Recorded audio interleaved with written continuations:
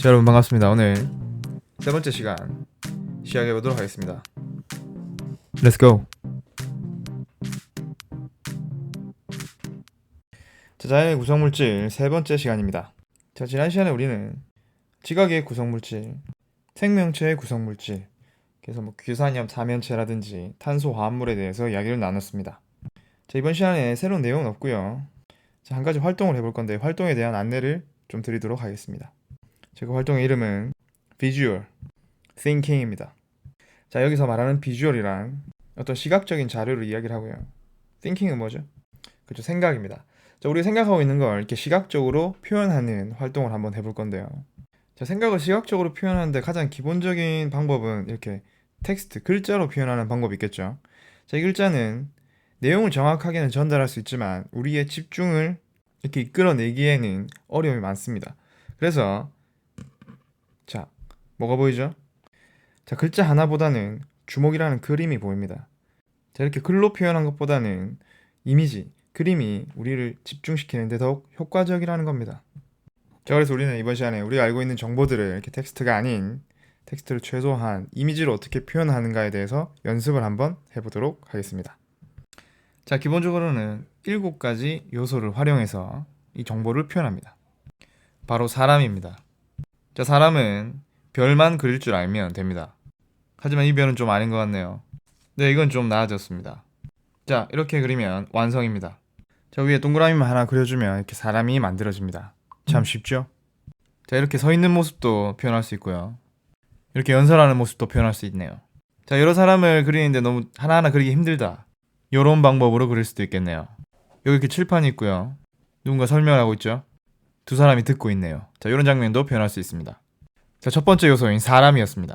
자, 두 번째 요소는 바로 장소입니다. 어디에서 이 대화가 일어나는지를 표현해 주는 거죠. 자, 이렇게 팻말을 그려주면 됩니다. 자, 이런 식으로 팻말을 만들 수도 있고요. 자, 이런 팻말도 가능하죠. 자, 화살표 모양의 팻말도 가능합니다. 자, 이렇게 자기 스타일대로 팻말을 만들어서 이 장소에 대한 정보를 제공합니다. 자, 세 번째는 과정입니다. 한 그림 안에 여러 내용을 담아야 하기 때문에 이 내용들이 각각 어떻게 연결되는지를 나타내는 방법이죠. 자, 일반적으로 화살표로 표현하는데 이건 좀 너무 심플하죠. 자, 업그레이드 했는데도 이거 아직도 부족합니다. 자, 이런 모양 정도는 돼줘야죠. 자, 한 주제가 이렇게 3가지로 나눠진다라거나 3가지 주제가 하나로 합쳐진다라거나 이런 화려한 효과를 준다거나 이렇게 입체적으로 표현할 수도 있겠네요. 자, 네 번째는 말풍선입니다. 어떤 내용을 전달하고자 할 때 아까 전에 사람 요소를 활용했죠. 그 사람에다가 말풍선을 달아서 내용을 전달할 수가 있습니다. 이런 거, 요런 거, 혹은 요런 거 상상하기. 자, 이런 식으로 다양하게 자기만의 스타일대로 말풍선을 표현할 수가 있습니다. 자, 5번째 요소는 바로 글자입니다.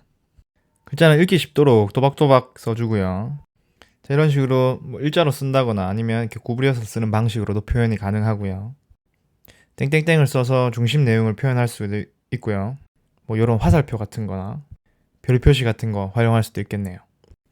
자, 이런 식으로 리스트를 이렇게 표시할 수도 있겠네요. 자, 각 내용을 이렇게 그림으로 표현할 때 글자가 반드시 들어갈 수밖에 없습니다. 그죠? 내용 설명을 해야 되기 때문에. 하지만 이때 내용을 이렇게 줄글로 다 쓰는 게 아니라 최대한 짧고 간결하게 써서 이 사용을 최소화할 수 있도록 합니다. 자, 6번째 요소는 바로 색입니다. 자, 시각적으로 어떤 표현을 하는 게 목적이기 때문에 색은 굉장히 중요한 요소가 되죠. 자, 일반적으로 이렇게 어두운 계열의 색은 텍스트, 글자를 표현하는 데 사용하고요. 이렇게 밝은 계열의 색은 뭔가 강조할 때 사용하면 좋습니다. 자, 이런 단순한 어떤 이미지도 색을 입혀주면 이렇게 자, 화살표 해볼까요? 자, 이런 식으로 좀 더 화려하게 표현할 수가 있죠. 하트도 이렇게 색칠해주니까 좀 낫죠? 자, 마지막 7번째 요소는 바로 효과입니다. 자, 이런 그림들에 효과를 한번 넣어주면 이렇게 좀 더 역동적으로 이렇게 명암을 표시해 준다거나 혹은 이렇게 그림자, 날아가는 효과, 움직이는 듯한 효과 이런 것들을 여기다 넣을 수가 있죠. 혹은 이렇게 사람도 웃는 모습, 기운 빠진 모습, 화나는 모습, 즐거운 모습, 궁금한 모습, 자, 이런 것들도 감정도 표현할 수가 있습니다. 자, 그럼 7가지 요소를 다 같이 한번 사용해 볼까요? 자, 첫 번째 사람입니다. 먼저 관계된 사람들 이렇게 그려주고요. 두 번째는 장소죠.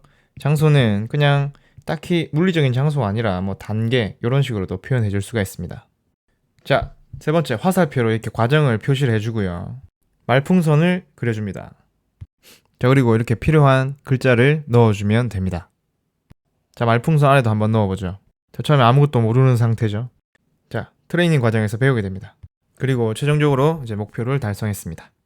자, 그리고 마지막으로 효과나 색을 이제 입혀주면 되는 거죠. 자, 색을 몇 개 입히고요.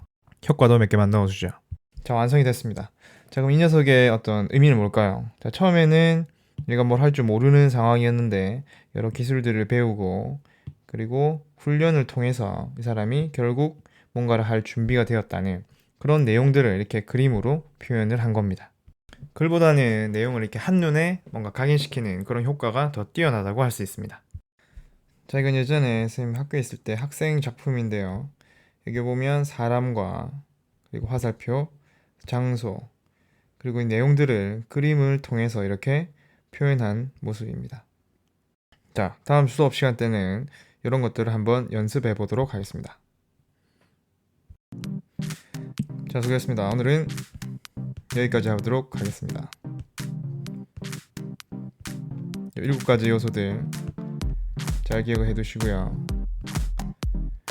수업 시간에 실제로 한번 연습도 해보도록 하겠습니다. 수고했습니다.